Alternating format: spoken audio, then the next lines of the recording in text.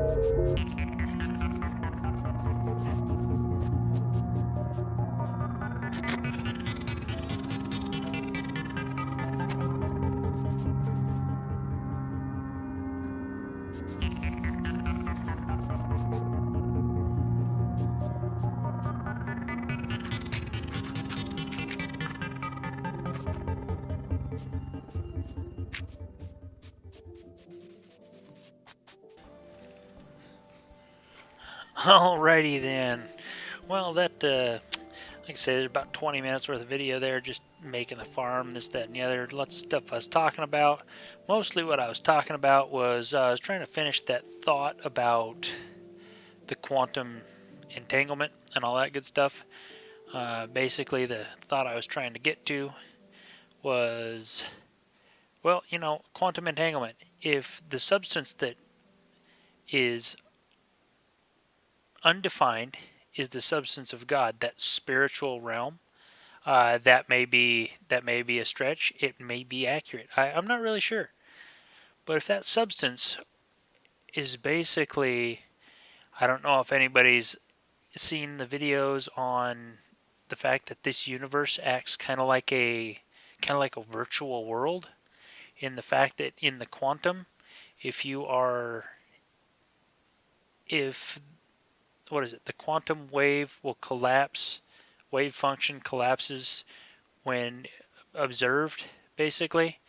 Uh, I don't know. I'm way off base on that one there somewhere, but basically, in order for things to be, the whole, if a tree falls in a forest, no one's around to see it, does it make a sound? Everybody says, well, either yes or no.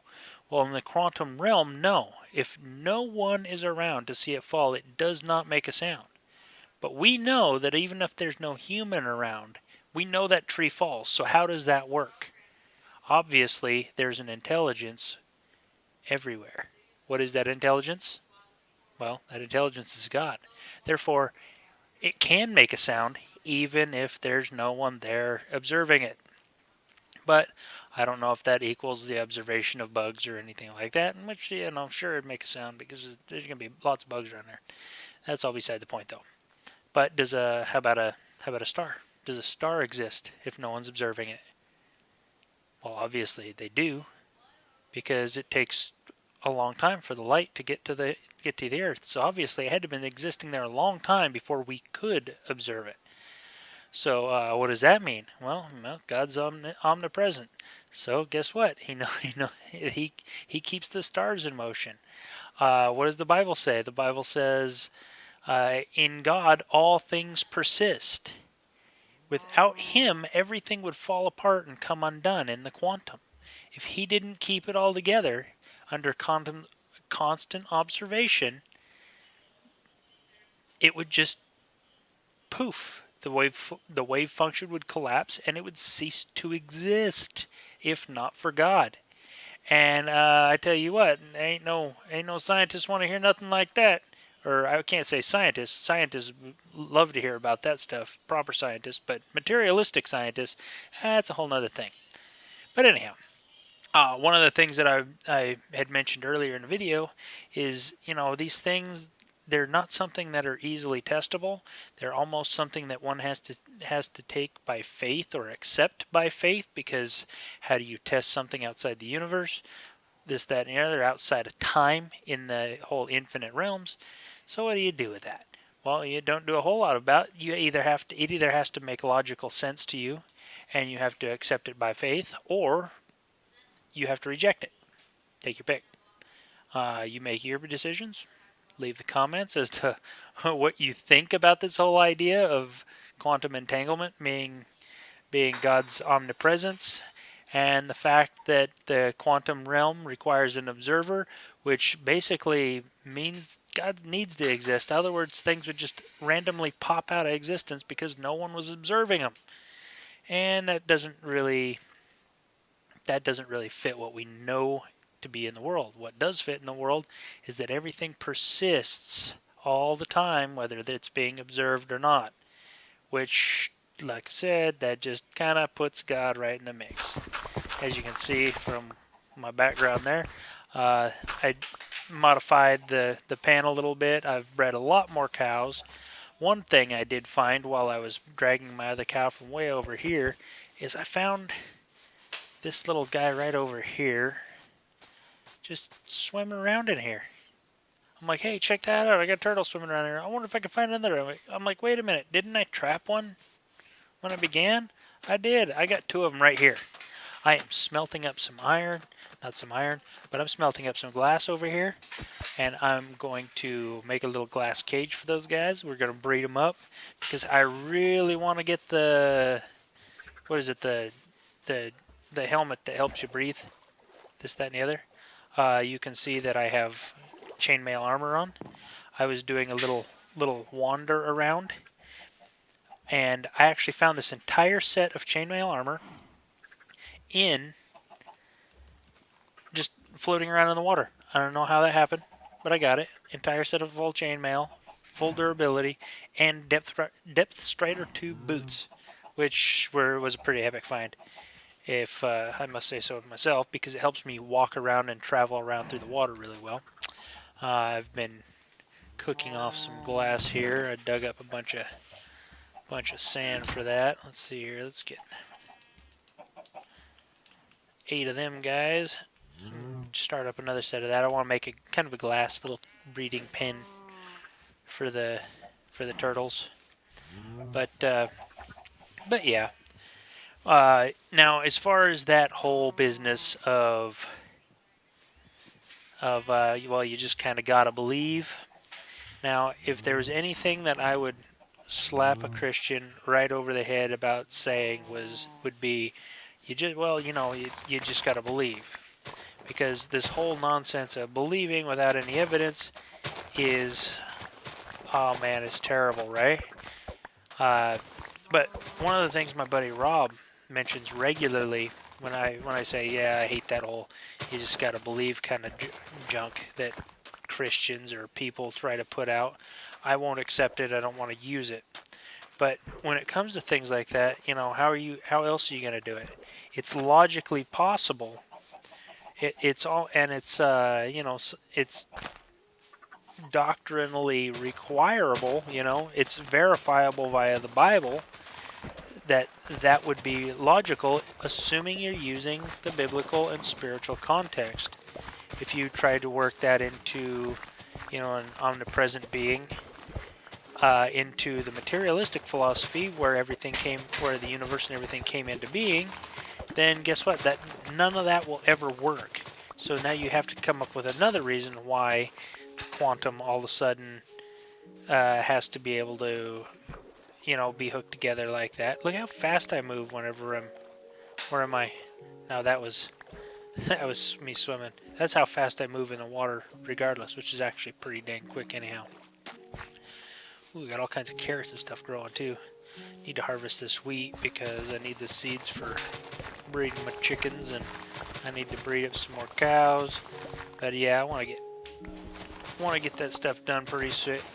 I want to go to the Nether because I want to be able to make some observer blocks and all that. And you need what do you call that crystal stuff that you get? Nether quartz. Need nether quartz in order to make observers. So I really want to go to the Nether soon. So we might do that really soon. But before we do that, we need to build a place to put our Nether portal. And I want to put the Nether portal on top, or in a little lighthouse, in a portion of the lighthouse. Then I want to build over the mine.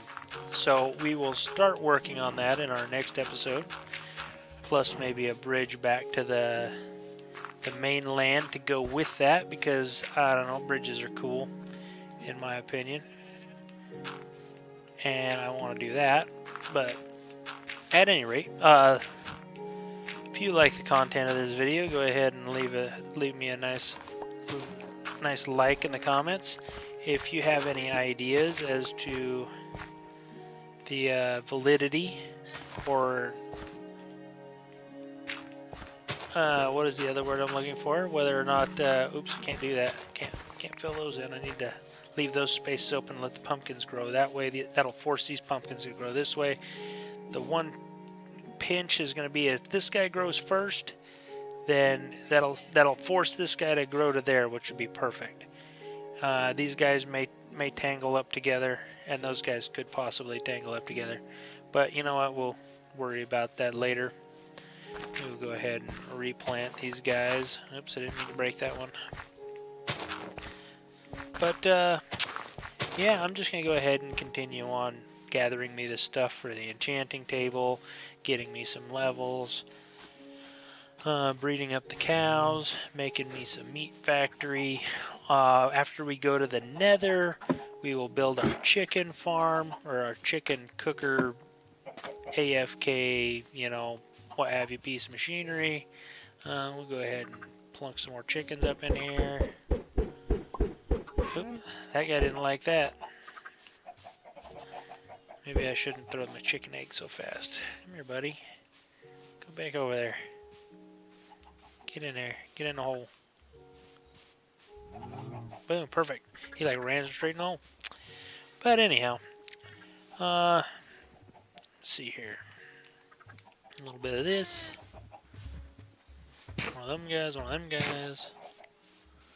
How about you guys? One for you, one for you, one for you, one for you. One for you, one for you, one for you. One for you. And one for you. Alrighty. At any rate, whoa, holy smokes, that's a lot of meat in your face. That did not sound right. But it was completely innocent, so keep the harsh words out of the comments. I'm the Tully Monster, and until the next episode, when we start to work on our tower and possibly build us a little enclosure to breed some turtles together. God bless you all. See you in the next video. Later.